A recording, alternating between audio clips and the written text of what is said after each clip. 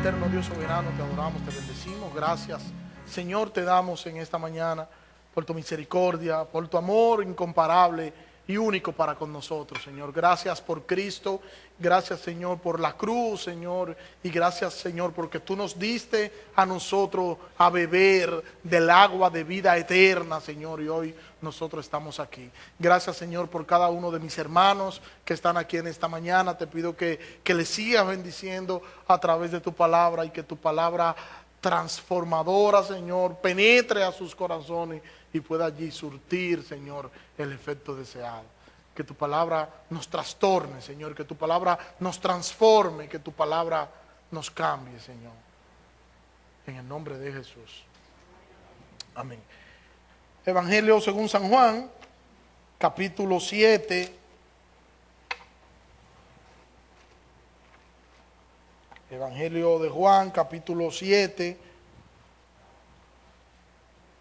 Voy a leer desde el 30, el mismo texto de la semana pasada, hasta llegar al texto que vamos a estar viendo hoy. Evangelio según San Juan, capítulo 7, versículo 30. Vamos a leer hasta el versículo 38. Y dice así el texto: procuraban pues prenderle, pero nadie le echó mano, porque todavía no había llegado su hora. Pero muchos de la multitud creyeron en él y decían: cuando el Cristo venga, ¿acaso hará más señales que la que éste ha hecho? Los fariseos oyeron a la multitud murmurando estas cosas acerca de él, y los principales sacerdotes y los fariseos enviaron alguaciles para que le prendieran. Entonces Jesús dijo: por un poco más de tiempo estoy con vosotros, después voy al Padre que me envió. Me buscaréis y no me hallaréis, y donde yo esté, vosotros no podéis estar. Decían entonces los judíos entre sí: ¿acaso piensa irse de este lugar a otro donde no le hallaremos? ¿Será acaso que irá a la dispersación entre los griegos y enseñará allí a los griegos? ¿Qué quiere decir esto que ha dicho? Me buscaréis y no me hallaréis, y donde yo esté vosotros no podéis ir. Y en el último y gran día de la fiesta, Jesús, puesto en pie, exclamó en voz alta diciendo: si alguno tiene sed, que venga a mí y beba. El que cree en mí, como ha dicho la Escritura, de lo más profundo de su ser correrán ríos de agua viva. Amén.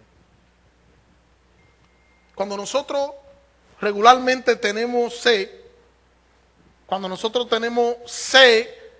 regularmente nosotros no queremos un refresco por frío no queremos muchas veces ni siquiera jugo, porque la sed la quita el agua.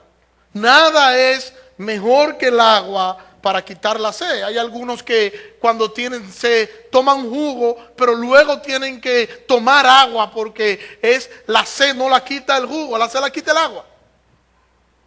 Hay otros que se toman un Maví. Yo conozco de algunos que después de tomarse un Maví se desmayan, porque es agua lo que te está poniendo el cuerpo, no es Maví. Sin embargo, hoy vamos a estar hablando de lo único que puede saciar la sed del alma. La única agua que puede saciar la sed del alma, la sed interior del ser humano, solo puede ser saciada con Cristo, que es el agua de vida eterna.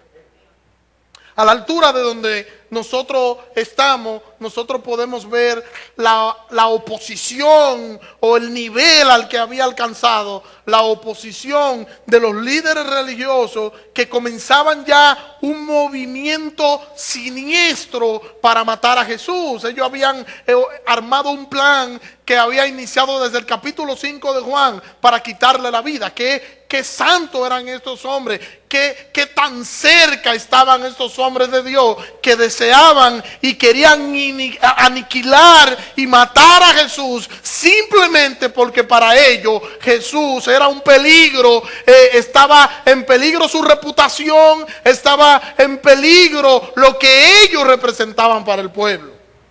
Esos hombres estaban en el templo. Estos hombres se exponían a la cosa sagrada. Estos hombres decían y se mofaban de conocer las escrituras. Estos hombres decían y se mofaban de conocer a Dios, a tal punto de que ellos retregaban en los ojos de los gentiles de que ellos eran el pueblo escogido y que ellos tenían y conocían a Dios. Pero la verdad es que ellos no conocían a Dios.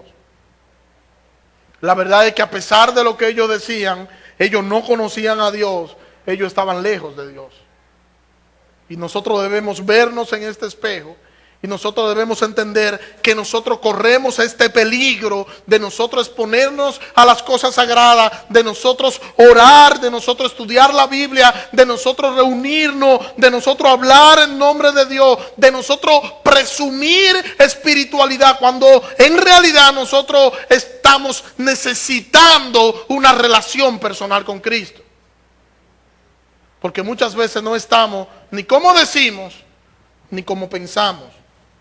Muchas veces vivimos de una fachada solamente para que los demás vean que nosotros estamos bien, solo para que los demás vean que nosotros estamos en cierto grado, en cierto nivel. Y queremos exhibirnos nosotros y queremos exhibir exactamente de lo que nosotros carecemos. Y eso es regularmente lo que hace la gente. Porque tú no presumes lo que tú eres lo que tú eres y punto. Tú presumes, o regularmente la gente presume lo que no es. Cuando tú ves una gente presumiendo algo es porque no es eso. Tú nunca vas a ver a alguien que es una cosa, presumir eso que es, porque en realidad eso es. El versículo 33 nos dice que Jesús se enfoca en la obediencia del Padre y que a pesar de todo lo que estaba sucediendo, a pesar de todo lo que estaba pasando, a pesar del peligro en el que él se encontraba, Jesús no se enfocó en nada terrenal, sino que sus ojos estaban puestos en obedecer al Padre. No estaba puesto en lo que diga la multitud, no estaba puesto en los elogios de la multitud hacia él, nada de eso, no estaba puesto en lo que la gente estaba diciendo. Estaba enfocado Cristo únicamente en la voluntad del Padre, en obedecer al Padre. Y eso nos debe llevar también a aplicar eso a nosotros, para que nosotros entendamos que nosotros debemos estar enfocados en obedecer. No importa lo que el obedecer pueda producirnos, nosotros debemos estar centrados y concentrados en nosotros, obedecer al Señor, en ver que el Señor nos exige en su palabra para nosotros entonces poder cumplirlo, conocer la palabra de Dios para nosotros cumplir y obedecer su palabra. Y Cristo nos modeló esa disposición que debemos tener nosotros de obedecer la palabra de Dios. Cristo nos la modeló, y aquí en este relato eso es lo que estamos viendo. A Cristo nos está modelando que no importa los bombardeos que vengan de fuera, que no importa cómo desde fuera vengan comentarios, vengan crisis, vengan tantas cosas, no importa. Lo que importa es que yo estoy dispuesto a obedecer por encima de todas esas cosas. Nuestra disposición debe ser agradar a nuestro Señor con nuestras acciones y aplicar la palabra de Dios a nuestras vidas. Agradarlo con nuestras acciones y aplicando así la palabra de Dios a nuestras vidas. Obedecer la palabra de Dios, porque así es como nosotros demostramos el amor a Dios. Nosotros mostramos nuestro amor a Dios a través de nuestra obediencia. El texto luego sigue diciendo, entonces Jesús dijo: todavía un poco de tiempo y estaré con vosotros, y entonces iré al que me envió.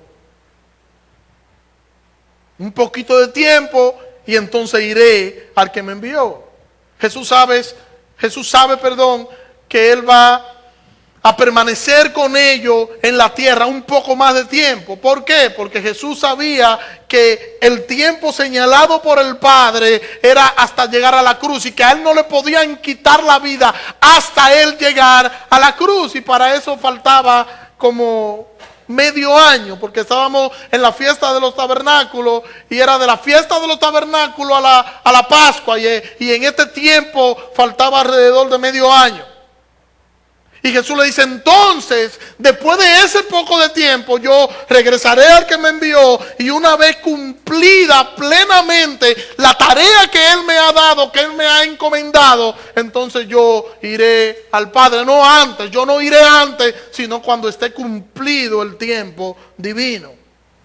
Y esto es interesante, porque Jesús está interesado en cumplir la tarea que el Padre le ha encomendado. Y Él sabe que hasta que no termine esa obra, que hasta que no termine esa tarea, no podrá nadie detenerlo, nadie podrá hacerle al frente, porque Él va a concluir haciendo lo que el Padre enseñó, lo que el Padre dijo que Él tenía que hacer. Nosotros vamos a hacer y vamos a cubrir el tiempo que el Señor ha determinado que nosotros vamos a cubrir. Vamos a hacer lo que el Señor ha determinado que nosotros vamos a hacer, y no nos va a detener nadie. A la iglesia no la va a detener nadie, porque la iglesia es la iglesia de Jesucristo, columna y baluarte de la verdad.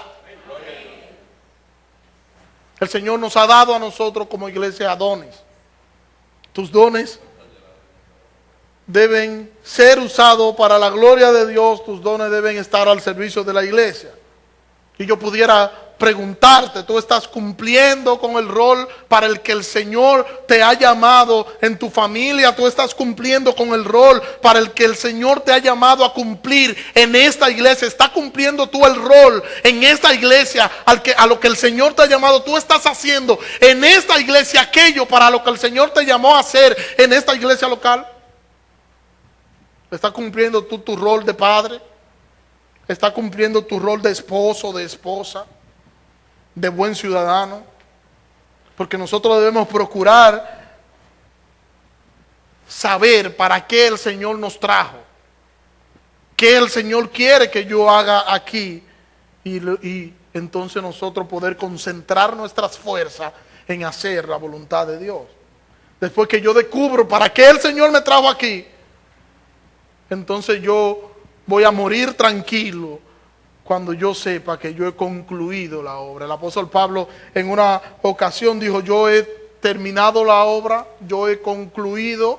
El apóstol Pablo estaba diciendo, yo puedo morir en paz porque ya yo hice aquello que el Señor quería que yo hiciese. Y ahora yo prosigo al blanco, decía el apóstol Pablo, haciendo un paralelismo con lo que era el atletismo. Los dones en la iglesia son para la edificación de ella, son para la edificación de la iglesia. Y si el don de cada hermano no es utilizado para la edificación del otro, para la edificación de la mutua entre nosotros mismos, entonces nuestros dones no sirven, porque no están cumpliendo la función, el propósito para el cual Dios nos lo entregó. Es tan simple como eso. Y usted podrá decirme, pastor, lo que pasa es que yo no tengo ningún don. A todos el Señor nos ha dado por lo menos un don. Nosotros tenemos el compromiso de nosotros saber cuáles son nuestros dones, cuál es nuestro don, y usarlo al servicio del Señor en su iglesia. Hay gente que tú le preguntas, ¿qué don te gustaría? Y la gente dice, bueno, a mí me gustaría cantar. Y el canto no es un don, el canto es un talento. El canto es un talento, el canto no es un don. Pero nosotros los que cantamos bonito, a veces creemos y nos decimos, no, porque yo tengo el don del canto. No, por hermoso que usted vea que yo cante, eso no es un don. Lo que tú puedes aprender, lo que tú puedes aprender y desarrollar con tus propias habilidades, eso no es un don. Los dones son aquellas cualidades dadas por Dios para su iglesia, única y exclusivamente. Me buscaréis, pero no me hallaréis, y a donde yo estoy, ustedes no podrán ir, ustedes no podrán venir. Quienes rechazaban a Jesús no llegarían nunca al lugar donde Jesús iba a ascender, porque su incredulidad no le iba a permitir. Porque luego de la muerte de Cristo, Cristo estaría en un lugar glorioso, y con Cristo en ese lugar glorioso iban a estar única y exclusivamente los que habían depositado en Cristo su fe y su esperanza. Mire como lo dice Pablo en Filipenses capítulo 2, versículo 5. Haya en vosotros esta manera de pensar que hubo también en Cristo Jesús, existiendo en forma de Dios. Él no consideró el ser igual a Dios como cosa que aferrarse, sino que se despojó a sí mismo, tomando forma de siervo, haciéndose semejante a los hombres, y hallándose en condición de hombre, se humilló a sí mismo, haciéndose obediente hasta la muerte y muerte de cruz, por lo cual también Dios lo exaltó hasta lo sumo, y le entregó el nombre que es sobre todo nombre, para que en el nombre de Jesús se doble toda rodilla de los que están en el cielo, en la tierra y debajo de la tierra, y toda lengua confiese que Jesucristo es el Señor, para gloria de Dios Padre. Un nombre que es sobre todo nombre, todo dominio, toda autoridad, absolutamente todo le fue dado a nuestro Cristo, a nuestro Señor, a nuestro Dios. Y por eso Jesús está diciendo que donde Él estaba, ellos no podían estar. Porque ellos no creían en Él. Ellos ya dijimos en otra ocasión que ellos podían aceptar a Jesús como un profeta, podían aceptar a Jesús como un Mesías militar, que no era para nada lo que Jesús era ni lo que vino a hacer. Ellos estaban dispuestos a aceptar a Jesús como esto, pero no estaban dispuestos a aceptar a Jesús como Dios. Y luego nosotros vamos a ver a la altura del capítulo 8 de Juan, que Jesús le va a decir a esta misma gente: en sus pecados ustedes van a morir. Y el que muere en sus pecados, lamentablemente, lo único que le espera es ser aplastado por la ira de Dios. Lo único que le espera es el infierno como antesala de lo peor. Ese que muere en sus pecados y no es justificado por Cristo en la cruz. Jesús iba a resucitar de los muertos y Jesús iba a ir con el Padre a otro lugar. Y cantábamos ya que hay un lugar, sí, hay un lugar. Y Cristo iba, ya nos dice a la altura del capítulo 14 de Juan, que Él se iba a ir, iba a preparar lugar para nosotros. Que de no haber sido así, Él no lo hubiese dicho. Pero Juan a la altura del capítulo 1 nos dice que en el principio era el verbo, que el verbo era con Dios y que el verbo era Dios y que Él era en el principio con Dios. Todas las cosas fueron hechas por medio de Él y sin Él no fue hecho nada de lo que ha sido hecho. En Él estaba la vida y la vida era la luz de los hombres. Juan nos está presentando a Cristo como Dios. El pecado separó al hombre de Dios y solo la fe en Jesucristo puede salvar a este hombre pecador. Solo la fe en Jesucristo le puede dar al hombre vida eterna. Jesús está diciendo algo como esto: yo voy al Padre, pero ustedes me han rechazado, y como ustedes me han rechazado a mí, ustedes han rechazado al Padre, y por tanto ustedes no pueden ir a donde yo voy, porque yo voy al Padre. No hay lugar en la presencia del Padre para aquellos que no aceptan a Jesucristo como Señor y Salvador de su vida. No hay lugar para ellos en el cielo, no hay lugar para ellos, porque lo único que merecen esto es condenación eterna, porque ya ellos han sido condenados por no creer en el unigénito Hijo de Dios. ¿Por qué? ¿Por qué? Porque es el Hijo el único puente que nos lleva al Padre. Es el Hijo el único puente que nos lleva al Padre. Mire cómo dice primera carta a Timoteo, capítulo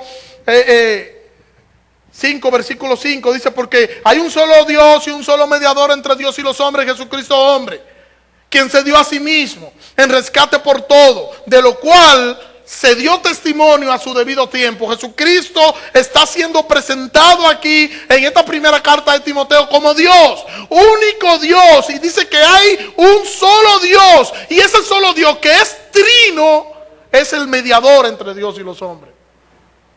Un mediador es alguien que interviene entre dos partes para resolver un conflicto o para ratificar un pacto. Eso es lo que nos presenta a Pablo ahí en Timoteo como un mediador, y nos dice que Jesucristo es el único mediador que puede restaurar la paz entre Dios y el pecador, y es el único que puede unir nuevamente al pecador con el Padre, porque Él ha de justificar al pecador con su sacrificio en la cruz del Calvario. Dice Hebreos capítulo 8, versículo 6, pero ahora Jesús ha alcanzado un ministerio sacerdotal tanto más excelente, por cuanto Él es mediador de un pacto superior que ha sido establecido sobre promesas superiores. Y en Hebreo también, a la altura del capítulo 9, versículo 15 nos dice, por esa razón también es mediador de un nuevo pacto, para que los que han sido llamados reciban la promesa de la herencia eterna,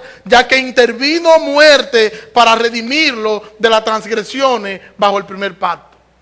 Solo Dios, hecho hombre, podía reunir al Creador y a la raza humana. Solo Dios hecho hombre podía podía unificar, podía llevar la paz entre ambos. Solo Dios y el hombre. Y por eso nos dice Timoteo que Cristo es el único mediador. Cristo, solo Cristo es el único mediador entre Dios y el hombre. Solo a través de la persona de Jesucristo.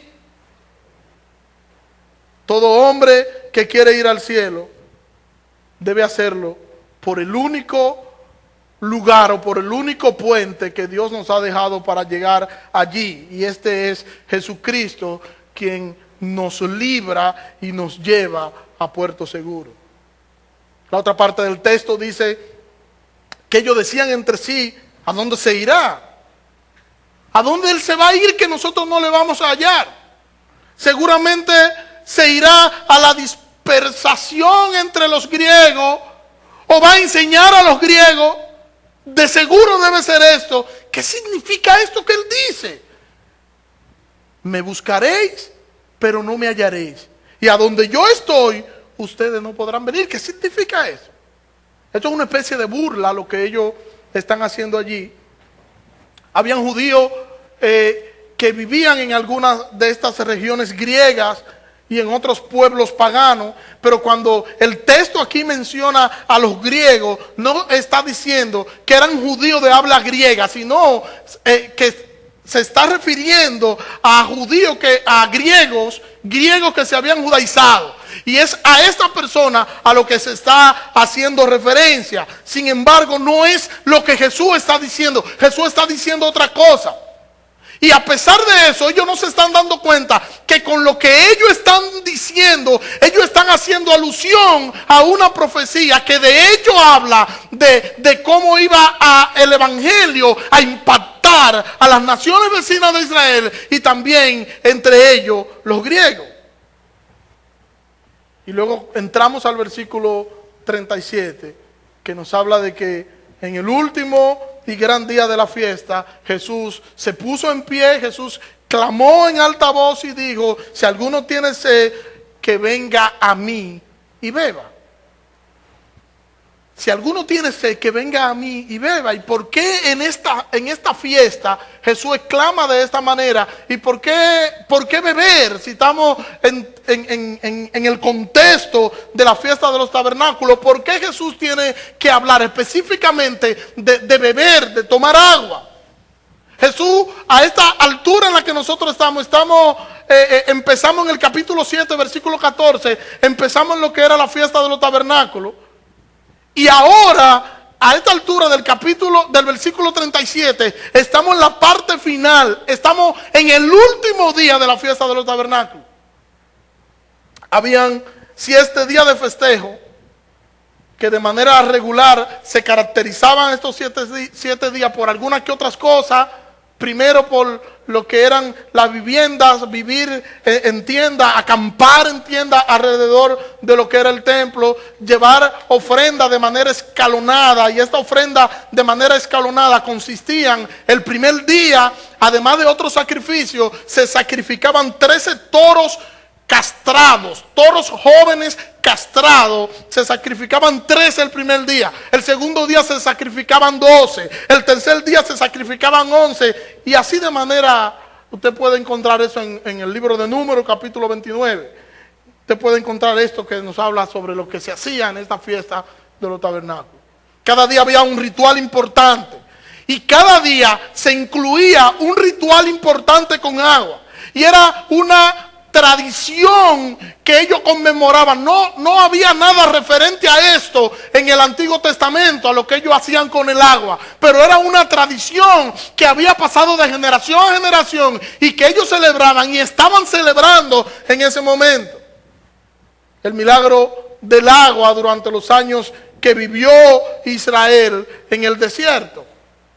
Y también ellos estaban con eso haciendo una especie de oración por la lluvia, pero también ellos estaban anticipando la bendición de la era mesiánica.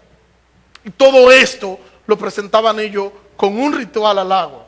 Cada día de la fiesta, el sumo sacerdote sacaba agua del estanque Siloé, la llevaba en procesión hasta el templo, hasta lo que se llamaba la puerta del agua, que quedaba al sur del atrio interior del templo. Se tocaba una especie de trompeta que habían hecho con un cuerno de carnero para marcar la alegría que se sentía en esa ocasión. Y cuando ellos estaban en esto, ellos empezaban a recitar de manera alegre a Isaías capítulo 12, versículo 3, que dice: con regocijo sacaréis agua de la fuente de la salvación. Y mientras ellos iban cantando esto en esa procesión hasta llegar al templo, en el templo entonces los sacerdotes marchaban alrededor del altar, mientras que todo el coro del templo cantaba el Salmo 113 y 118. Y entonces, en medio de todas estas canciones de este grupo y de todo el que estaba allí en el templo, ellos derramaban el agua como una ofrenda agradable a Dios. Ellos derramaban esa agua que traía el sumo sacerdote. Esa agua era derramada entonces en el templo en ofrenda al Señor. Y es en este contexto de esta ceremonia que Jesús dice: si alguno tiene sed, venga a mí y beba. Ve cómo tiene sentido y cómo podemos verlo desde otra óptica cuando analizamos el contexto. Y es una invitación a las almas sedientas a venir por agua espiritual a la fuente inagotable. La fuente inagotable que es Jesús.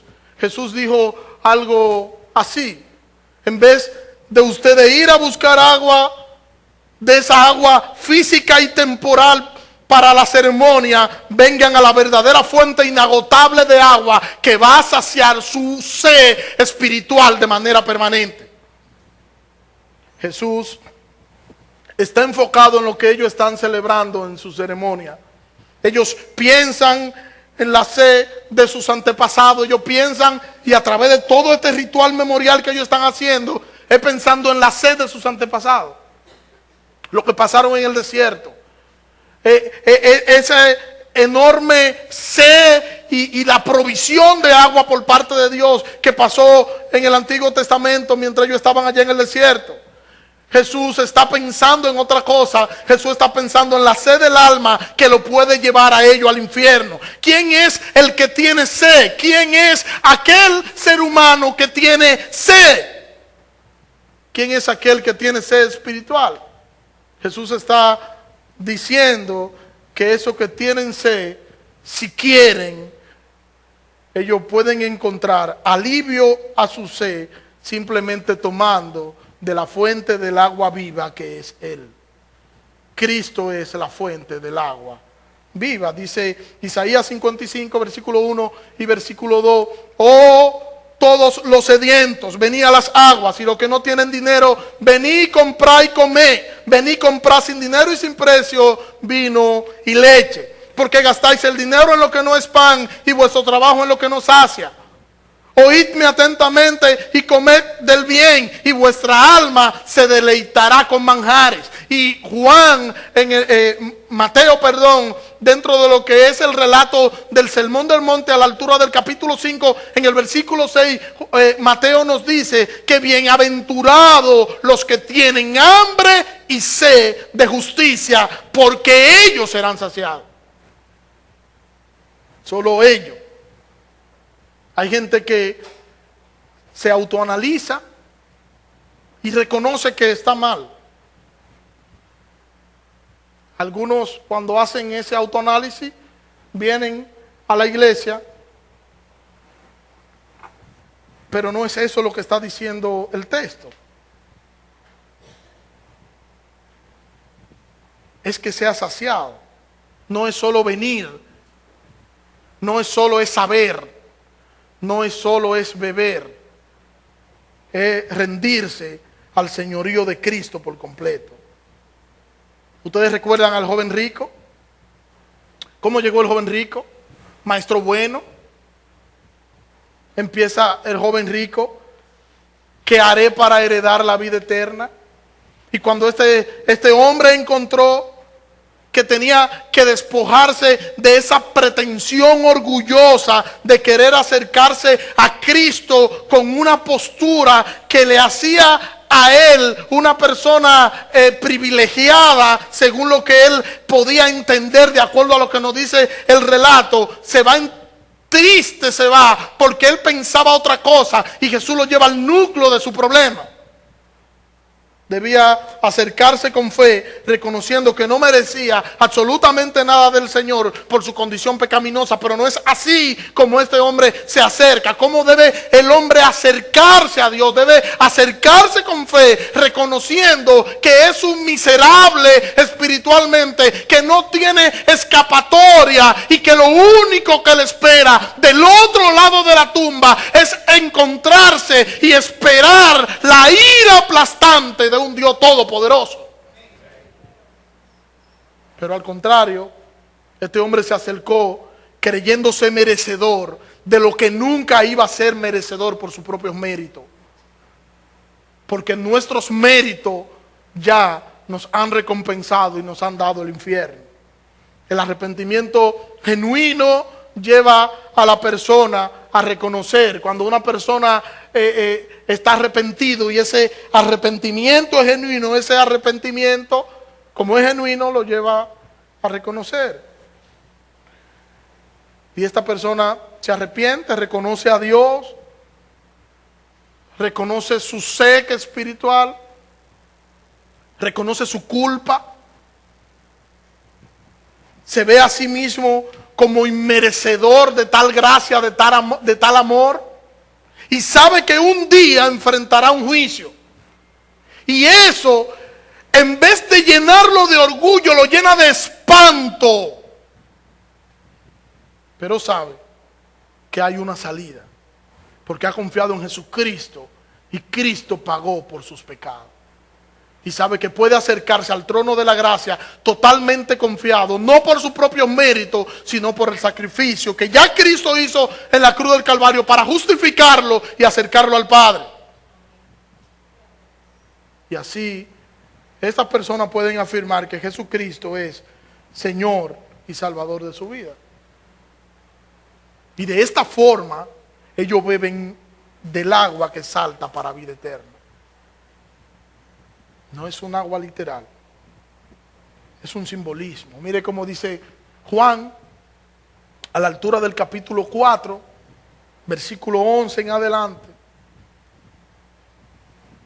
Respondió Jesús y le dijo: si conocierais el don de Dios y quién es el que te dice, dame de beber, tú le hubieses pedido a él y él te hubiese dado agua viva. La mujer le dijo: Señor, no tienes con qué sacarla, y el pozo es hondo. ¿De dónde pues tienes agua viva? ¿Acaso eres tú mayor que nuestro padre Jacob, quien nos dio este pozo y quien bebió de él y también sus hijos y su ganado? Respondiendo Jesús y les dijo: todo el que bebe de esta agua volverá a tener sed, pero cualquiera que beba del agua que yo le daré nunca más tendrá sed, sino que el agua que yo le daré será en él una fuente de agua que salta para vida eterna. La mujer le dijo: Señor, dame de esa agua para yo no tener sed jamás y yo no volver aquí a sacarla.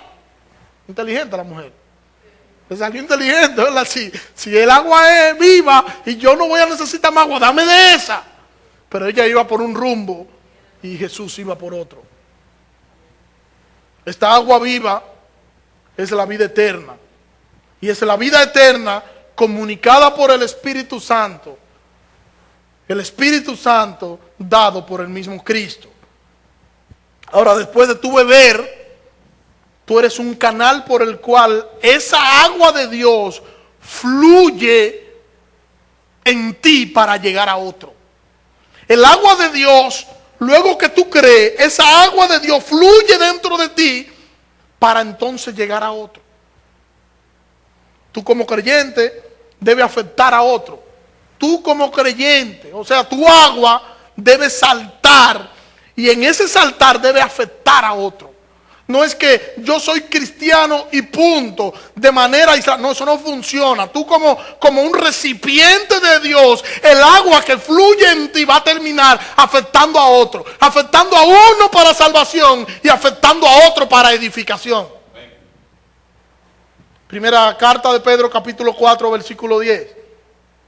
Cada uno ponga al servicio de los demás el don que ha recibido, como buenos administradores de la multiforme gracia de Dios. Si alguien habla, hable conforme a las palabras de Dios. Si alguien presta servicio, sirva conforme al poder que Dios le da, para que en todas las cosas Dios sea glorificado por medio de Jesucristo, a quien pertenecen la gloria y el dominio por los siglos de los siglos. Amén. La vida espiritual en el creyente, podemos decir entonces que esta debe afectar a todo aquel que está cerca de él. Tu vida espiritual debe afectar a todo el que está cerca de ti. Eso en famoso grado es lo que está diciendo el texto. Tu vida espiritual debe afectar a todo el que esté a tu alrededor. Porque tú debes servir de edificación para tus hermanos. Que era lo que decíamos al principio. Tus dones deben estar al servicio de la iglesia. Y tú debes edificar y tú debes ser un instrumento en las manos del Señor. El don no es para que tú te beneficies de manera personal. Yo me voy a beneficiar de un don que Dios me dio. No, no es para eso. Los dones Dios no los dio a la iglesia para eso. Es para que tú puedas beneficiar a otro a través de ese don. Es para que otro se pueda beneficiar a través del don tuyo. Tú eres una especie de canal donde el Espíritu Santo mora y ese Espíritu Santo se refleja en ti para que otros salgan bendecidos de ese Espíritu Santo que está dentro de ti. Lo importante no es ganar discusiones. Lo importante no es ganar discusiones si tú pierdes a tu hermano. Eso no importa. Lo que importa es que tú puedas considerar que nosotros somos esclavos del mismo Señor y que es el Señor quien vela por lo suyo, y que tal y como nos dice su palabra, si uno cae, cae para su Señor. Y nosotros debemos considerar que somos consiervos. Es tu vida la que va a decir si en verdad esos ríos de agua viva corren en ti. Es tu vida, es como tú vives, es como tú te comportas, es como tú te relacionas, es como tú andas. Tu vida, que es una carta leída o que debe ser una carta leída, es lo que me va a decir a mí si verdaderamente el agua viva, esa agua, ese río de agua viva está corriendo dentro de ti. Porque tú no puedes decirme que los ríos de agua viva corren dentro de ti, pero tú vives como vive una persona que no es creyente, pero tú vives como una persona que no ha conocido a Dios. No, tiene que notarse la diferencia. Si el agua viva está dentro de ti, tú eres una persona diferente. Tu visión es una visión diferente. Tu enfoque es un enfoque diferente. Tu motivación es una motivación diferente. Porque tú estás enfocado en Cristo, el autor y consumador de vuestra fe. Entonces, ¿cómo tú estás viviendo? ¿Cómo tú estás reaccionando? ¿Cómo tú reaccionas ante las cosas del día a día? ¿Cómo tú reaccionas ante las necesidades del día a día? ¿Cómo y para quién tú estás viviendo? ¿Quién es el centro de tu vida? Todo eso me va a decir a mí si en verdad el agua viva está corriendo dentro de ti. ¿Cuál es tu prioridad? ¿Cuáles son tu prioridad?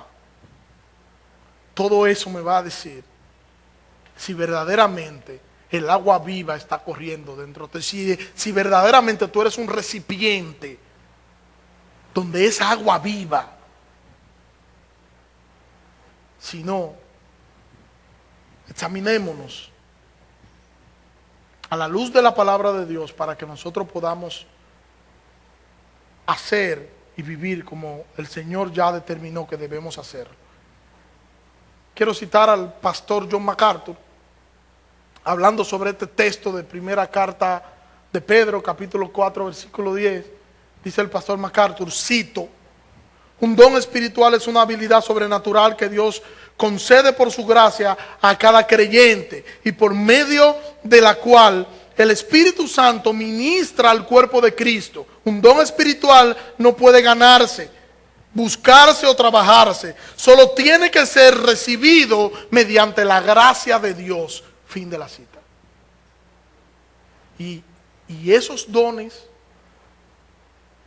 que el Señor ha colocado en la iglesia, para la edificación de la iglesia, para que nosotros podamos como creyentes edificarnos, esas herramientas espirituales que el Señor ha dejado a la iglesia local, nos van a decir si nosotros tenemos, si nosotros hemos bebido de la fuente del agua de vida, si esa vida eterna, si esa agua de vida está en nosotros o no está en nosotros. Es nuestra forma de vivir, nuestra forma de comportarnos, nuestra forma de nosotros reaccionar, cómo nos estamos comportando nosotros, cómo nos estamos amando, cuál es la relación que existe entre nosotros, qué es lo que yo persigo cuando yo hago un negocio con un hermano, con un creyente. ¿Qué yo estoy persiguiendo? Yo persigo poder beneficiar a un hermano en la fe, poder hacer un trabajo que quizás yo me beneficio porque yo vivo de eso, pero yo no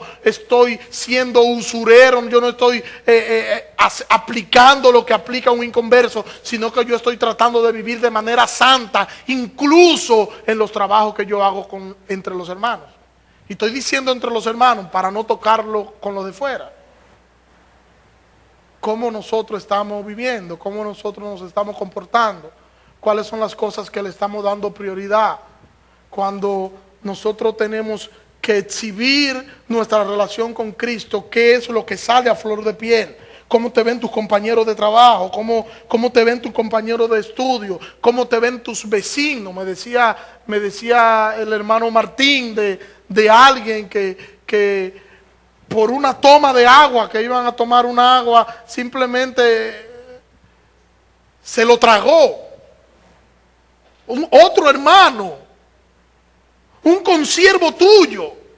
Y cuando nosotros no nos consideramos ni siquiera nosotros mismos, entonces hay problema.